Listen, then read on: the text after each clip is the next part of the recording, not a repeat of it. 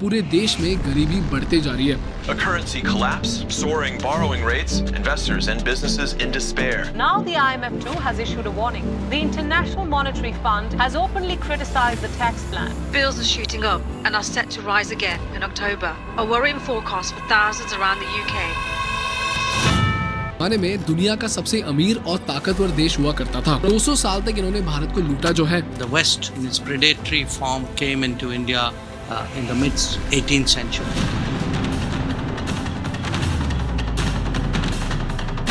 Britain दुनिया के सबसे डेवलप्ड देशों में से एक माना जाता है। एक रहस्यमयी अंधेरा छाया हुआ है जहां ब्रिटेन का इकोनॉमी एक खतरनाक मोड़ पर खड़ा है।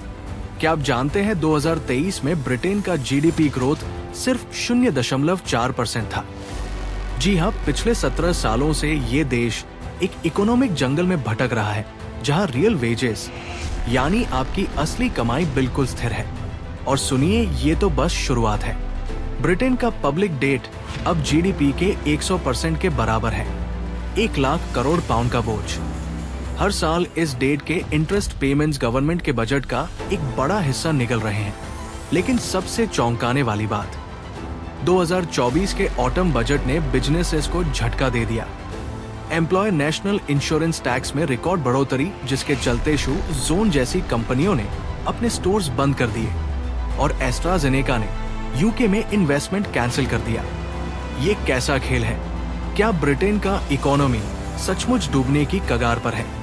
Is the Great Britain really that great? The United Kingdom, it is sliding into a recession. More people in the UK were pushed into poverty through rate hikes. The economy is shrinking and the latest economic data does not look good. The UK's cost of living crisis will cause thousands of premature. अब सवाल उठता है, क्या taxes Britain के growth को गला घोंट रहे हैं? आइए इस रहस्य को खोलते हैं। सिस्टम की हालत इतनी खराब है कि पिछले 8 सालों में यूके में 6 प्रधानमंत्री बदल चुके हैं। 2024 के ऑटम बजट में चांसलर रेचल रीव्स ने दावा किया, हम फिस्कल डिसिप्लिन लाएंगे। लेकिन उनका प्लान, टैक्सेस बढ़ाना, 40 पाउंड बिलियन का टैक्स हाइक, जिसमें एम्प्लॉयर नेशनल इंश्योरेंस कंट्रीब्यूशन 1.2% बढ़ गया। नतीजा, बिजनेसेस के लिए कॉस्ट आसमान छूने लगा। एक छोटा बिजनेस जो 10 एम्प्लॉयज रखता है, अब हर साल 15,000 पाउंड एक्स्ट्रा टैक्स देगा। ये पैसा कहां से आएगा? या तो वो जॉब्स कट करेंगे या प्राइसेस बढ़ाएंगे। और इसका असर, इन्फ्लेशन जो पहले ही 2023 में 7% तक पहुंच चुका था, फिर से भड़क सकता है। लेकिन ये सिर्फ बिजनेसेस की बात नहीं, इंग्लैंड के आम लोग भी इसकी चपेट में हैं। लंदन से लेकर मैनचेस्टर तक हाई स्ट्रीट्स पर दुकानें बंद हो रही हैं। 2024 में यूके की 4.4% अनएम्प्लॉयमेंट रेट के बावजूद बिजनेसेस नए हायरिंग से कतरा रहे हैं। क्यों? क्योंकि टैक्स का बोझ उन्हें रिस्क लेने से रोक रहा है। और ये सब तब हो रहा है जब ब्रिटेन का इकोनॉमी पहले ही एक टेक्निकल रिसेशन से जूझ चुका है। 2023 के आखिरी 2 क्वार्टर्स में जीडीपी ग्रोथ नेगेटिव था। फरवरी 2025 में भले ही 0.5% मंथली ग्रोथ दिखी, लेकिन क्या ये टिक पाएगा?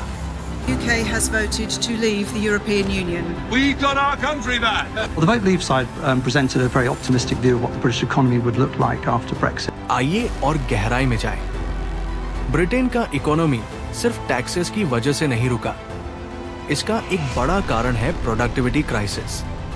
2008 की फाइनेंशियल क्राइसिस के बाद यूके की प्रोडक्टिविटी ग्रोथ सिर्फ 0.5% सालाना रही, जबकि जर्मनी और फ्रांस इससे कहीं आगे है।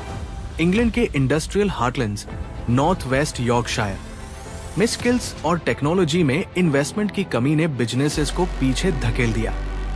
कम प्रोडक्टिविटी का मतलब है कम आउटपुट, कम प्रॉफिट और कम ग्रोथ। और जब ग्रोथ रुकता है तो टैक्स रेवेन्यू भी घटता है, जिससे गवर्नमेंट को और ज्यादा टैक्स बढ़ाने पड़ते हैं। ये एक विनाशकारी साइकिल है, एक डूम लूप। लेकिन क्या गवर्नमेंट इस साइकिल को तोड़ सकती है? रीव्स का कहना है कि वो 2029 तक बजट बैलेंस करेंगी। लेकिन रिजोल्यूशन फाउंडेशन की मार्च 2025 की रिपोर्ट चेतावनी देती है। कम ग्रोथ और 4.4 बिलियन का बजट डेफिसिट उनके फिस्कल रूल्स को तोड़ सकता है। इसका मतलब या तो वेलफेयर में भारी कटौती या और ज्यादा टैक्स। दोनों ही ऑप्शंस इकोनॉमी को और नीचे धकेल सकते हैं। एक्स पर लोग गुस्से में हैं। कुछ लेबर की हाई टैक्स पॉलिसीज को कोस रहे हैं, तो कुछ कंजर्वेटिव्स के पुराने मिसमैनेजमेंट को।